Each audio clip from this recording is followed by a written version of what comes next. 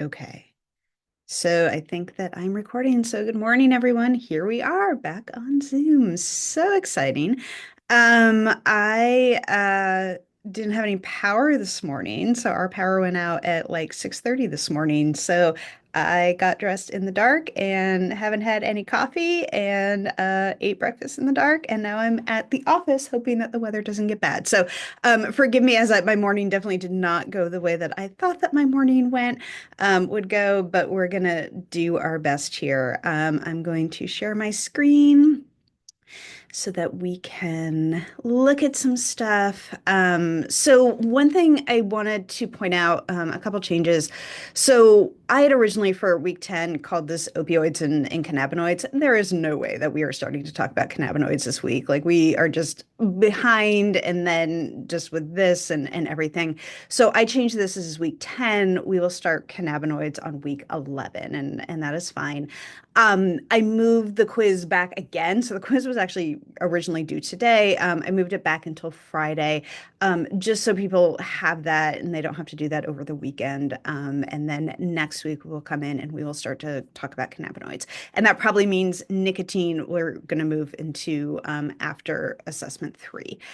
For next week, so your final project progress report, it was originally due on Friday the 20th. So this Friday, I just decided to give you one extra weekend, just because why not? And thought that would be helpful. So that will be due on Monday the 23rd. So remember that progress report is just like, hey, checking in, right? Where are you? It's not anything big, it's an all or none. Just a reminder that you should be thinking about these final projects.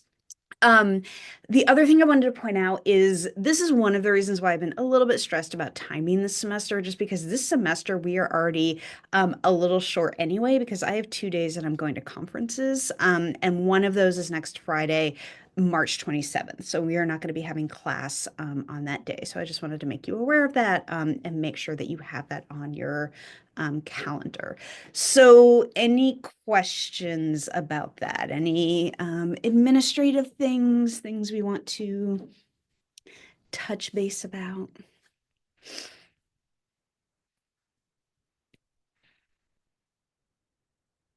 I lost my chat. Hold on.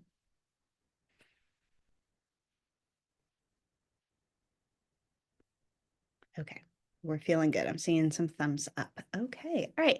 So then today we are going to just talk about opioids, right? We started this last week. I introduced. So today we're just really going to start to get into it. And I know this is so awkward. I wish that we were in class because I did want to start with the idea that I had asked you to watch a little bit of this documentary on opioids and the opioid epidemic. I do like our class often is very uh, detailed and biological, and I don't want to miss the big picture of why I started to talk about opioids in this class, right? Which is really like in the around 2010, et cetera, we're starting to see this just massive increase not just of like heroin use, but really of these synthetic opioids, right? Fentanyl, et cetera, and just this thing that we call the opioid epidemic now. So I asked you to watch a little bit of this documentary. So even though we are mainly black boxes, I wanted to see if anybody had some thoughts or had some like reactions to what I asked you to write. Somebody emailed me a song that actually incorporates part of that, and that's a great way to show me that you're keeping up on Canvas, right? It was like this, that documentary, right, has been sort of incorporated into a song, so I thought that was very cool. But any thoughts, any reactions to that? Um, my reaction was when they were talking about pharma. There's a TV show called Painkillers, if anyone knows it. And I instantly made that connection because I just when I first watched Painkillers, my reaction was just like utter disgust and just like what are we doing? And so when I was watching the parts that you assigned, that's I had the same reaction generally. Yeah. Who's talking? Sorry, it just says iPhone Oh, and I sorry. It's Harmony. Sorry. Oh, it's Harmony. Okay, you win. Okay, you got on your phone. Yeah. Awesome. Yeah, no, painkillers, if you are interested in this stuff and have not seen painkillers, it is a great representation of Purdue and pharma and just like what their role, which has been explicit lying, right, to people to try to sell these opioids. Any other thoughts on this?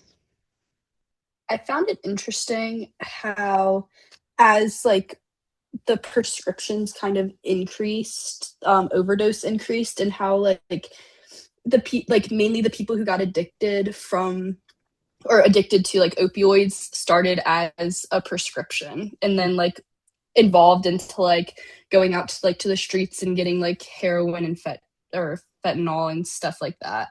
Yeah, that was one of the big take-home points I wanted you to get, right? And I know it's really difficult, and we are going to be looking at stories of people who experience addiction and even overdose. Right, that story about the woman and her son, where like so many of these cases are starting, right, with people who are having sports injuries in high school, right? Like I wanted you to kind of relate to these people where yeah, they get prescribed these opioids and it's fine, it's safe, here's 30, right? And start. And that, yeah, that starts to lead some of these people down to using, just increasingly using this drug. And then it gets so expensive, right, that you can't. And so then you switch over to something cheaper like heroin or fentanyl.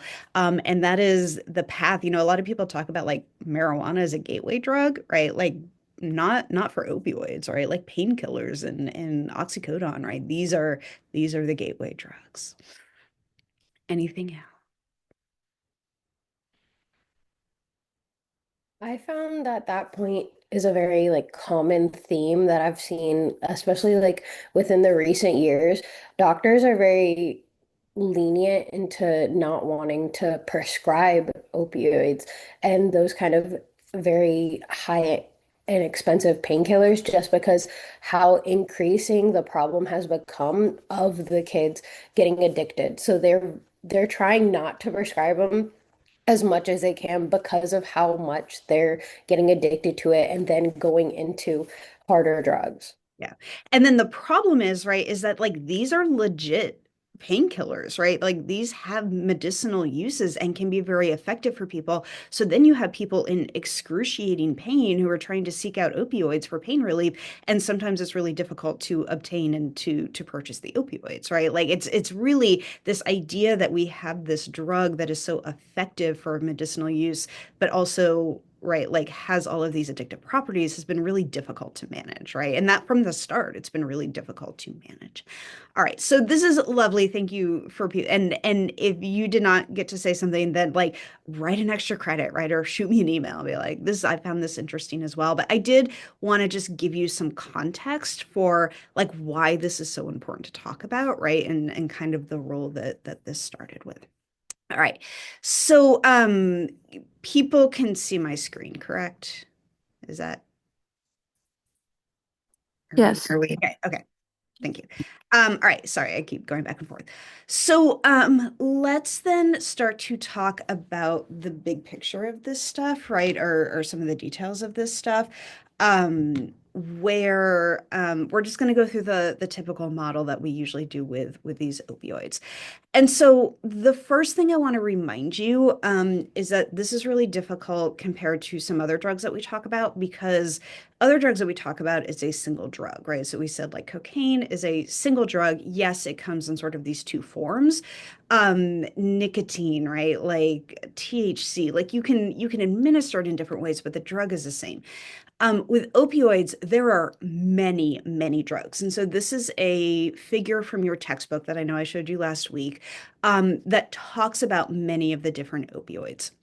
And I, again, like, unless we talk about one specifically and I give you a specific thing, I don't need you to pull off of this. So I'm not going to ask you, right, like, where does fentanyl fall, right, within the structure that we see here. But just to walk you through what you're looking at here. So we start with opium. Um, opium we talked about is what we extract from that poppy seed of the poppy flower and we dry and opium is sort of the pure form. So anything that binds to an opioid receptor is called an opioid, right? So everything that we see up here binds to an opioid receptor, and so everything that we see up here is an opioid. An opiate, so just to differentiate these terms, are the things that are naturally derived from opium, right? So you take the opium, and you can isolate specific ingredients from the opium, right? So the key one is morphine. That was the first one that was isolated. But you can also isolate codeine, which you're probably familiar with. And then thebaine is not all that you're not familiar with. It's actually a precursor to other drugs that we make, which are like oxycodone or buprenorphine.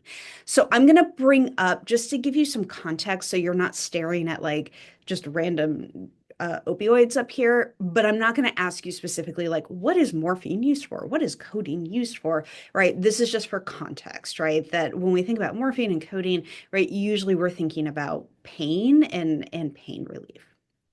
Okay. So then you can take those initial ingredients like morphine and you can modify them. And so the next line are the semi-synthetic narcotics. Semi-synthetic means I have taken the naturally derived thing from the opium, but I have changed it just a little bit. So heroin is a modified version of morphine, right? And so is hydromorphone is a modified version of morphine. Stop there for a sec.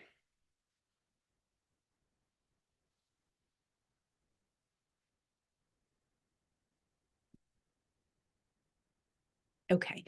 And so as an example of that, like the way that heroin has been modified from morphine, is it is just altered a little bit to make it a little bit more lipid soluble. So heroin, has increased lipid solubility compared to morphine.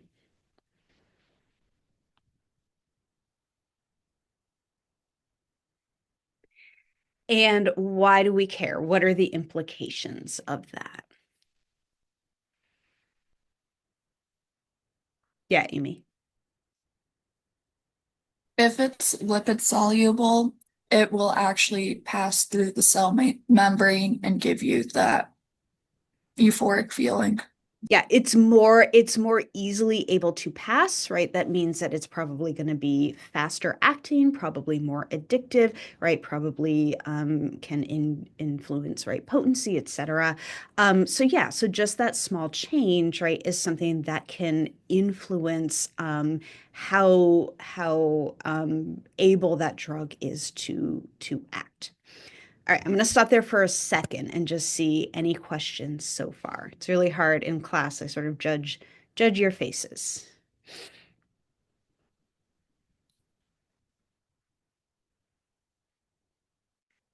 Okay. All right, so the next line then represent drugs that have been synthetically made. So the totally synthetic narcotics are the ones that have been made. They are not at all derived from opium, but they have been produced to bind to opioid receptors. So again, like I'm not gonna like some of these drugs I know that you probably have never even heard of, right? The two big ones in here are fentanyl, which is used for pain, but a lot of people use that recreationally, and methadone, which we'll talk about when we talk about opioid replacement, and helping to treat withdrawal symptoms. So these are things, right? Like they have been totally synthetically made in a lab, but they still bind to the opioid receptors. And then the bottom line represent those endogenous opioids that we talked about. So remember, we make opioids, right? So the enkephalin, the endorphin, dynorphin, endomorphin, et cetera. So these are things that we make that will bind to those receptors.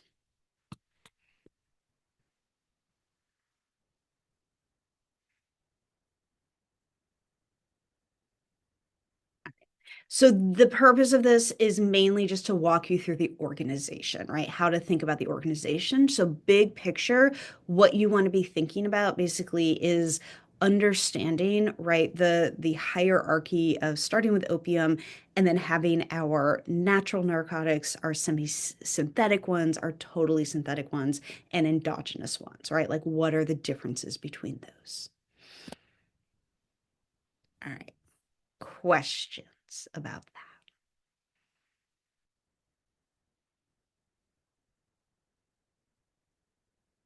Okay. All righty.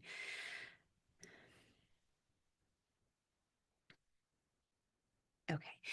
And so clearly, right, because we have all of these different forms of these opioids, right, we have to consider things that we talked about at the beginning of the semester, right? So you might consider things like differences in potency, like we talked about, right? That some of these drugs, because of the way that they are made, are going to be more potent or have more efficacy.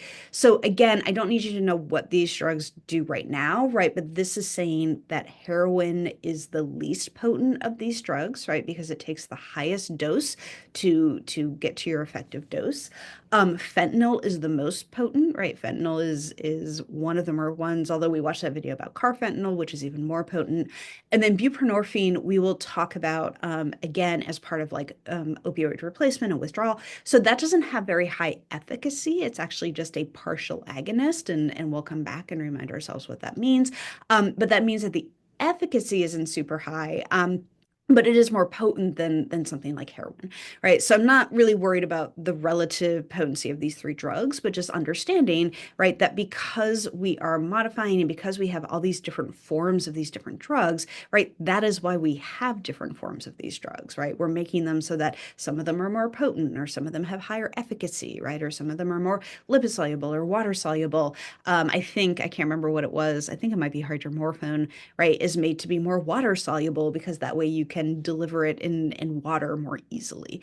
So there's just a whole bunch of different considerations as we make these different drugs.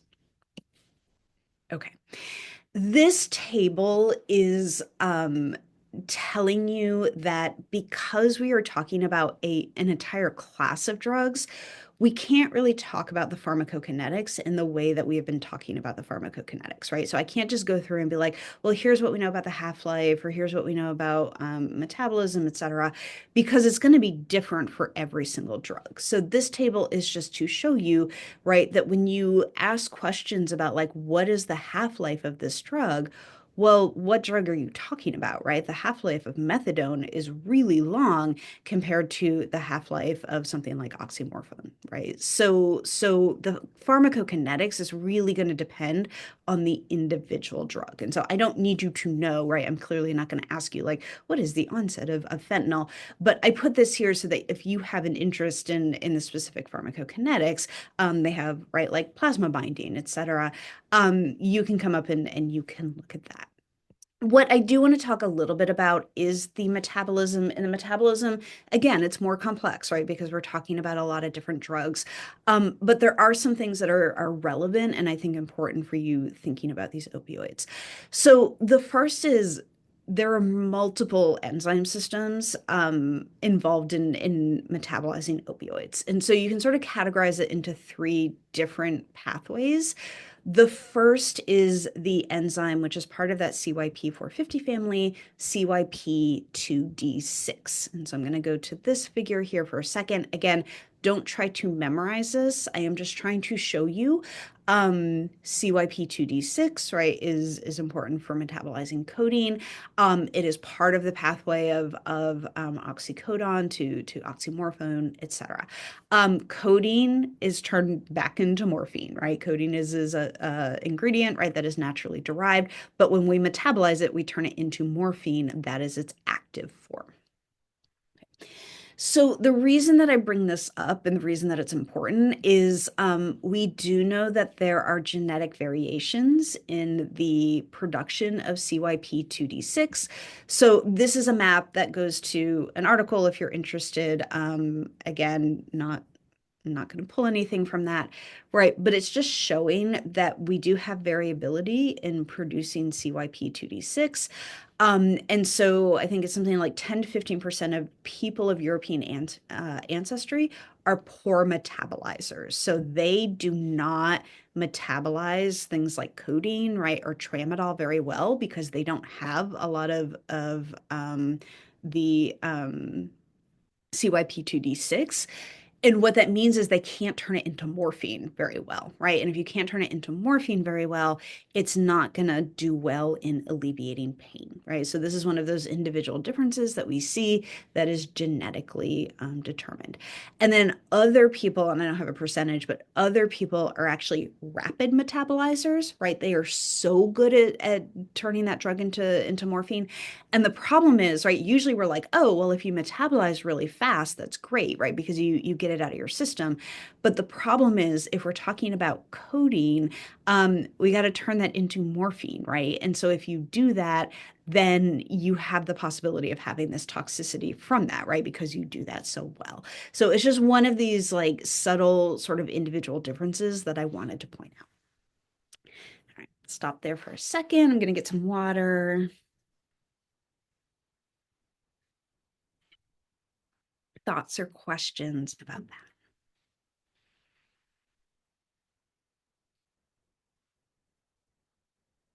that? Okay.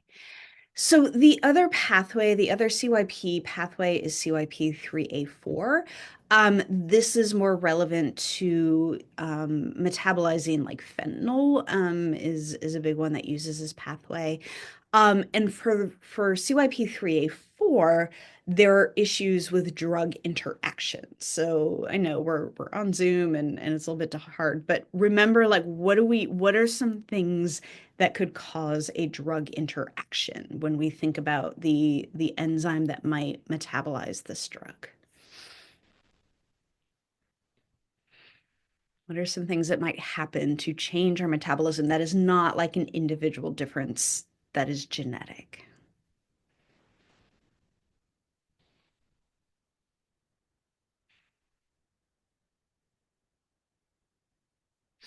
Remember we talked about the grapefruit. What's the problem with the grapefruit? It acts as an inhibitor.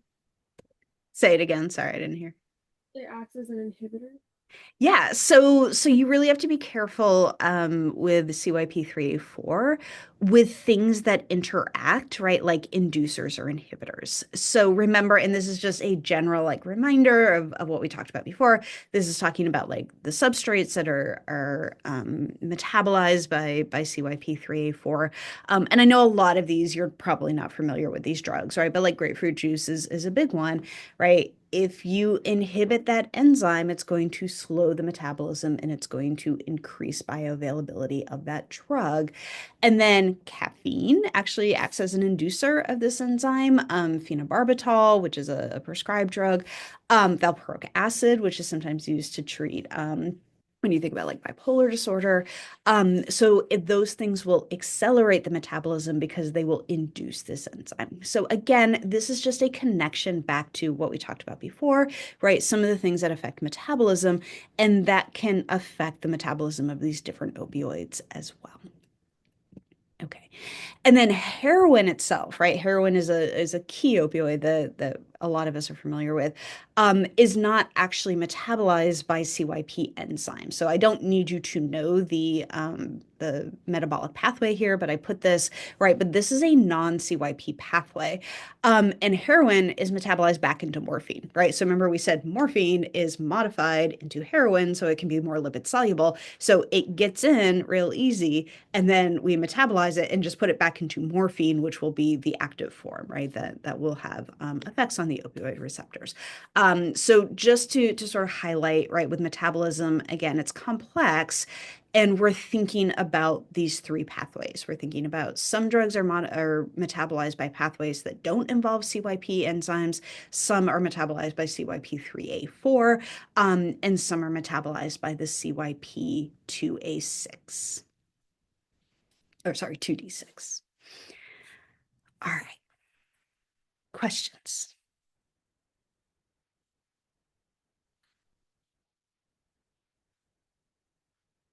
I guess it's a good thing today is a lot of just like detailed stuff, right? It's less sort of understanding and more just sort of here's some things that we know. So it's probably not a bad thing to do on Zoom.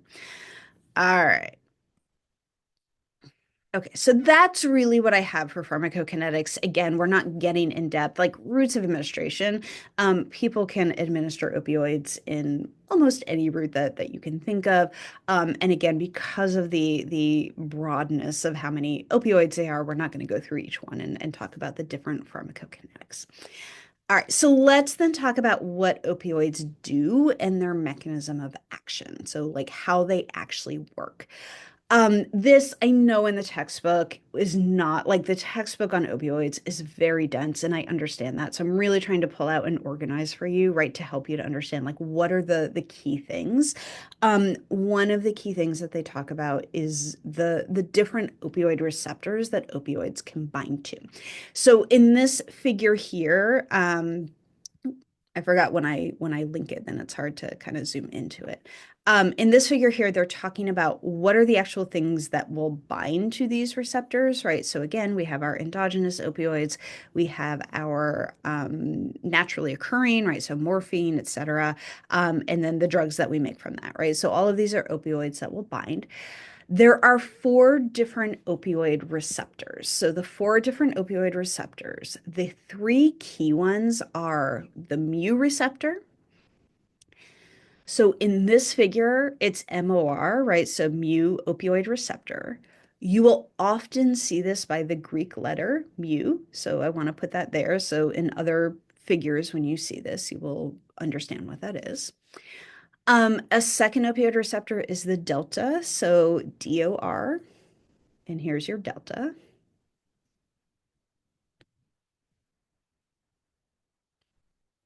And then the kappa, KOR, right, the kappa opioid receptor, those are the three that you are often going to see represented. The nociceptin is an opioid receptor, but it's a little bit different, and we don't usually talk about it when we talk about the types of opioids that we are talking about, right? When we talk about exogenous opioids binding to. So I kind of separated it out just because it is on this figure, but we're really going to focus on the mu and the delta and the kappa. They are all metabotropic, so they are all G protein coupled.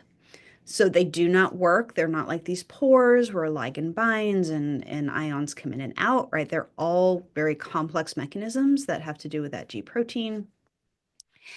And anytime an opioid binds, they're inhibitory, right? So an opioid agonist is always going to have an inhibitory effect.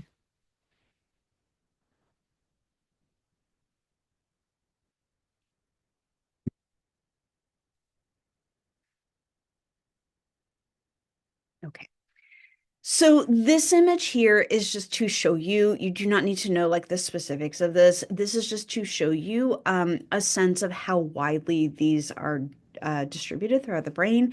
And here you have your three, right? And I told you nociceptive are usually not listed. So the mu and the delta and the kappa, right? And then the size of the diamond is really telling you like the size of the distribution. So you can look at some key, right, areas that we've talked about, like the nucleus accumbens, right? And we know we have opioid receptors there binding, thalamus, right? Like a lot of mu receptors, et cetera. So I just want to show you these are very widely distributed.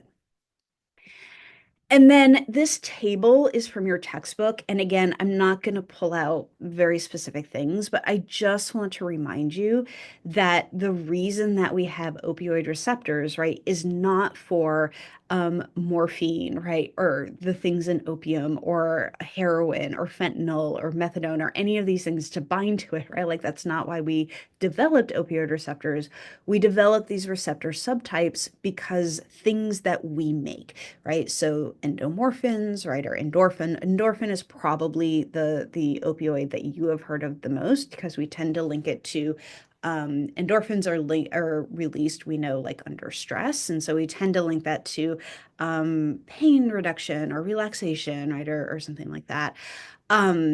So this is just a table of the different opioids that we make that bind to these different receptors, a sense of where they are. Again, this is mainly like context for you, and a sense of the types of things that they do. And we are going to talk in depth about analgesia. We're going to talk about reinforcement value, and we're going to talk about inhibitory function of this. So we'll talk about the stuff that's important, but again, just want to like remind you that these were made for our own right control of pain and relaxation, etc. Okay. Before I continue, questions, thoughts?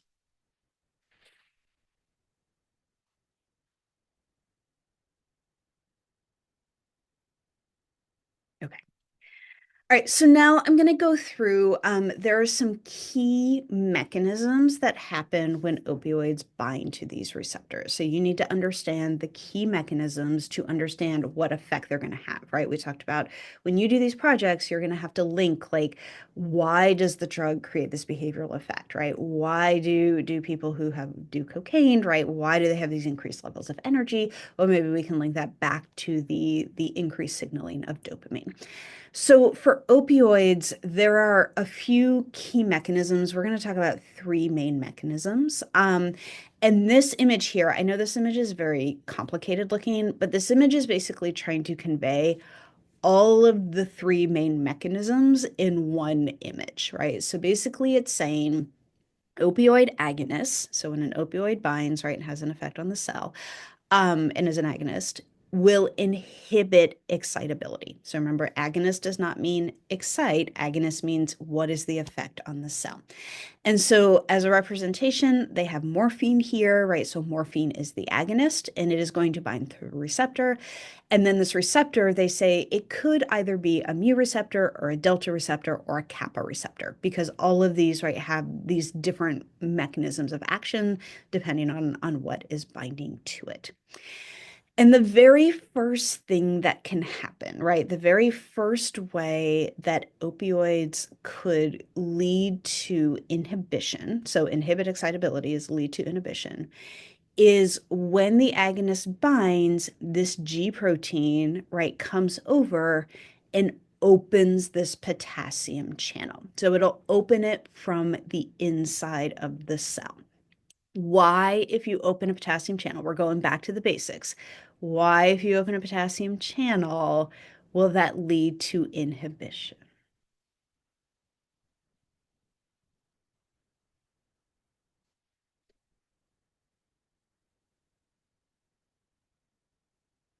Yeah, Issa. It'll hyperpolarize the cell. Yeah, so if you have potassium leaving the cell is going to hyperpolarize. It's going to be less likely that that cell is going to release a neurotransmitter, right? So this is from your textbook, right? So as they talk about these mechanisms, and again, I think the best way to approach the textbook is look for the overlap, right? Look for the what do we talk about in class that is also talked about in the text, because that will filter out all of the other stuff. So this has here, and I want to be clear. So we don't actually have cells that just make opioids, right? So it's not like dopamine where we have dopaminergic cells or serotonin where we have serotonergic cells. We tend to make opioids that are co-localized, so they are made with other neurotransmitters. They are made. This is the exception to the rule that one neuron makes one type of neurotransmitter, because opioids are these big peptides. They're not like a classic neurotransmitter. So when your book says opioid neuron, right, they're sort of big picturing this, but this cell is likely a cell that makes another type of neurotransmitter that is also releasing, right, these endogenous opioids that we make. But what this is saying is when those opioids bind to a postsynaptic cell, they can allow those potassium channels to open. That is going to hyperpolarize the cell. And that means that the postsynaptic cell is going to be less likely to fire. So that is one way of creating inhibition.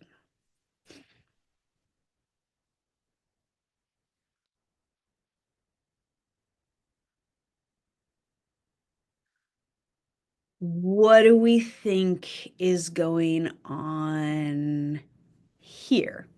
What's happening in this part of the figure?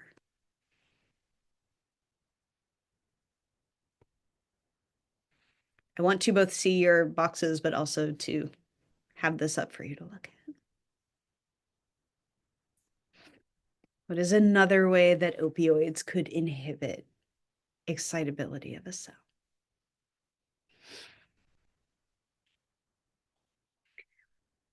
Yeah, Evelyn.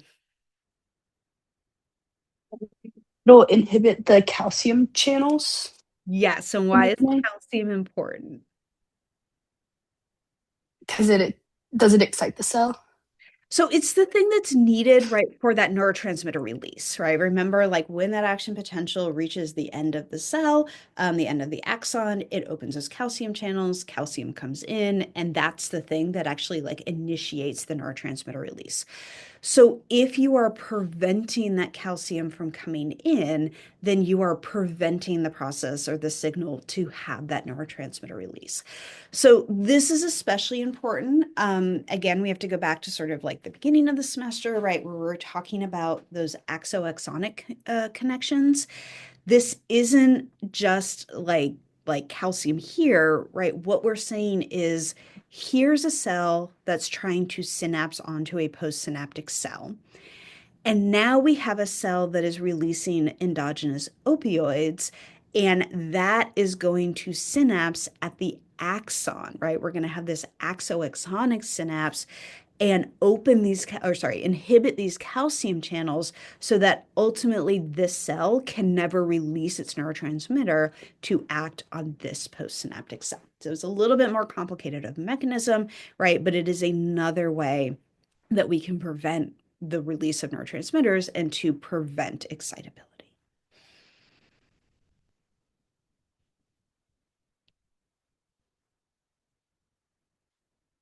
Does that one make sense to people? You have to go back to your axoaxonic connections, which was another time that we were on Zoom. Okay. And then the final thing, there is one other that your book talks about. Your book talks about the effect on autoreceptors, which I think is too complex and too subtle and not relevant enough for what we need to understand, right? So I have removed that as a mechanism. So the last mechanism that I care about is the fact that when an opioid binds, one of the things that it can do is it can decrease that cyclic AMP. So if we go to this image here, these are just listing specific opioids, right? But it doesn't have to be these. So this is buprenorphine and methadone and tramadol. And remember, this is again from the beginning of the semester, right? Remember that anything that bumps up, right, cyclic AMP is going to result in higher cell excitability. Anything that lowers that, right, that decreases this cascade to make the cyclic AMP is going to lower the cell excitability. And so your text has this figure that shows that we know that acute opioid use is going to inhibit that cyclic AMP. And so this figure, we're going to come back to this figure multiple times, right? But this figure shows that if you are looking at production of cyclic AMP, and you have normal, and then you administer like opioid or morphine, right, which is an opioid, you will see this decrease, this acute decrease of cyclic AMP. We will come back later and we'll talk about the role of this in tolerance, right, and in physical dependence, and then in withdrawal symptoms. But for now, right, just know that opioids will result in the decrease of cyclic AMP.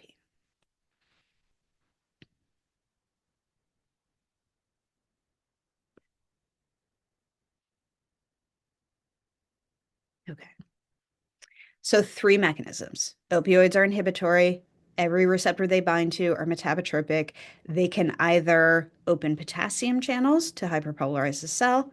They can inhibit calcium channels to make the neurotransmitter release from a presynaptic cell less likely. They can decrease cyclic AMP, right, to make the cell excitability lower. Questions?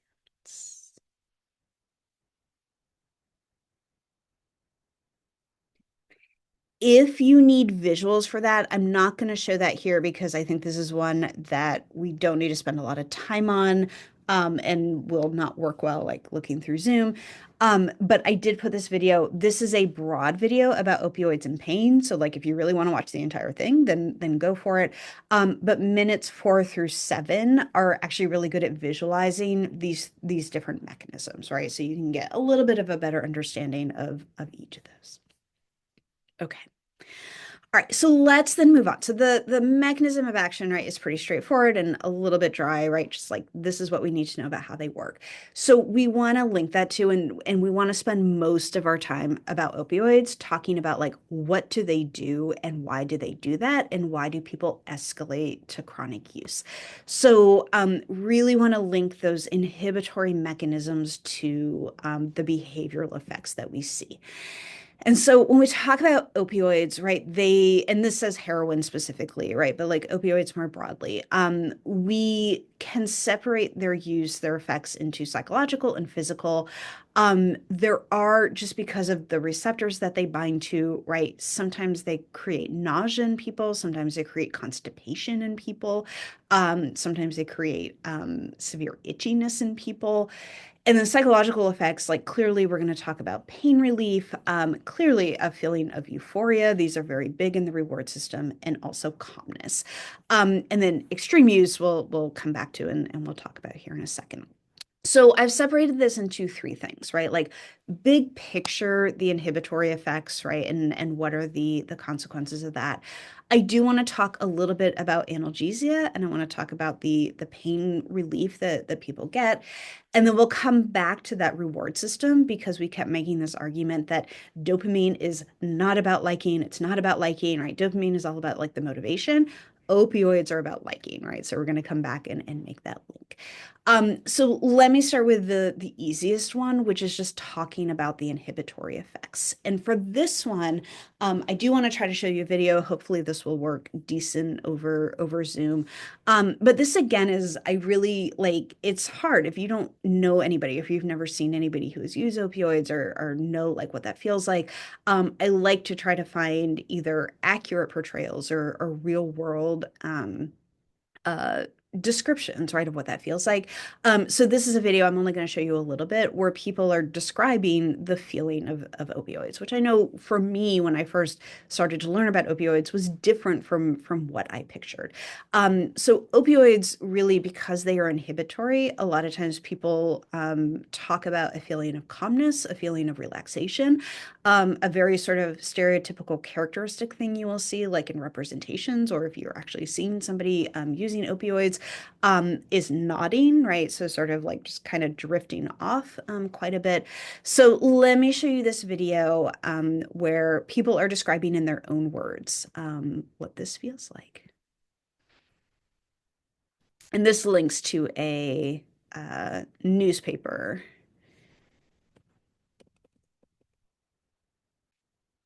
Maybe. Hold on. Never tried heroin. I just remember feeling like a rush. Heroin is like a warm blanket on a cold winter night.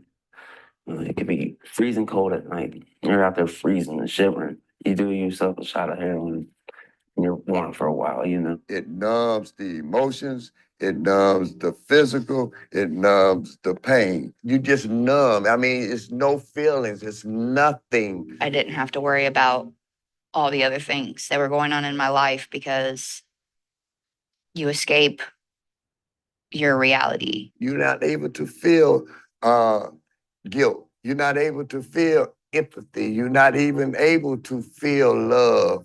You don't feel affectionate. You just want to feel for the heroin. That's all you're on.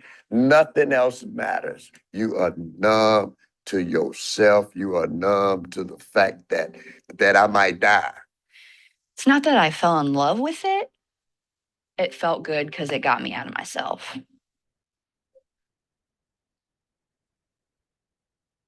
Okay, so we're going to come back and we will talk about what happens when it wears off, when we talk a little bit about physical dependency and tolerance. But that is right, when we compare that to what we saw with cocaine, right? Cocaine is such a stimulant, right? And is such a like high energy, etc.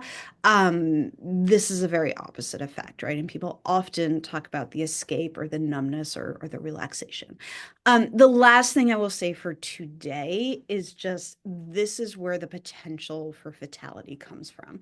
Because heroin is inhibitory, what this image is showing here is it's showing the density of different opioid receptors in the brain, right? And so the darker the red color, the pink color, the higher the receptors.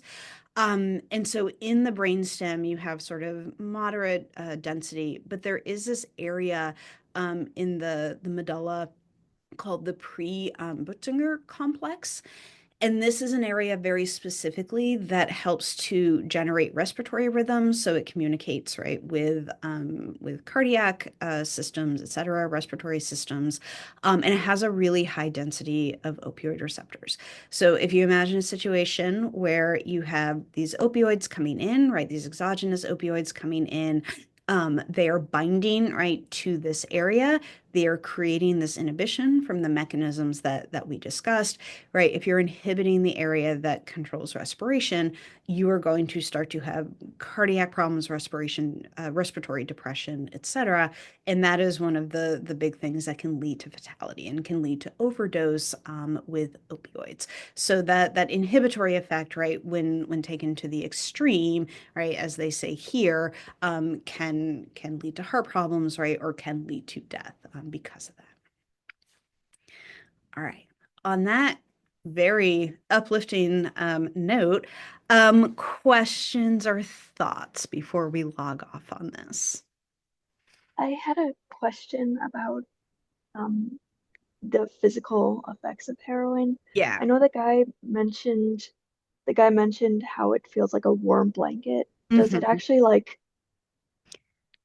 can you like study and see that it actually like changes your body temperature? I Like don't would it know. actually protect you? Yeah, that's a great extra credit question. I don't know the empirical evidence on that. We certainly will. So when we come back on Wednesday in person, hopefully, we'll talk about the pain relief because I think that's an important component. And then we will talk about the liking component. And so we do sort of start to combine, right? Like this feeling, like this first person said, it's a rush, which feels not inhibitory, right? But it's both like this feeling of just like feeling so good, right? And just like if you imagine, right, just this, I mean, a lot of people describe it as like orgasm, right? Like just this feeling that just takes over your whole body. My sense is probably that's kind of where he's coming from, right, with the warm blanket. But in terms of actual like temperature regulation, I there could certainly be, right, like influences there as well. What else? What other questions?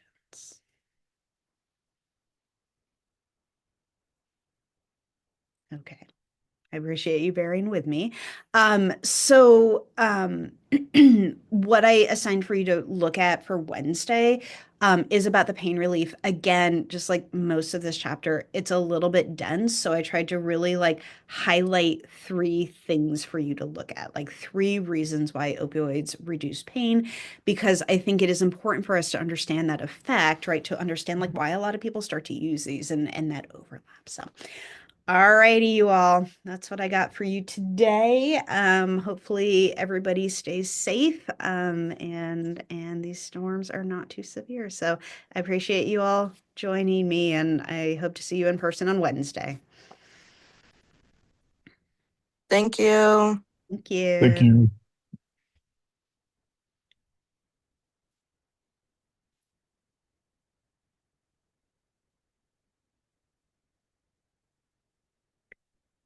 Are you around for a question, Miriam? Or are you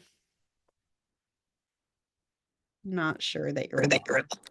I'm trying to sign out. My screen is stuck. Sorry. Okay, no, you're fine. I just sometimes people want to ask a question and sometimes people just aren't able to log out. So I'm gonna end it. But I'll see you on Wednesday.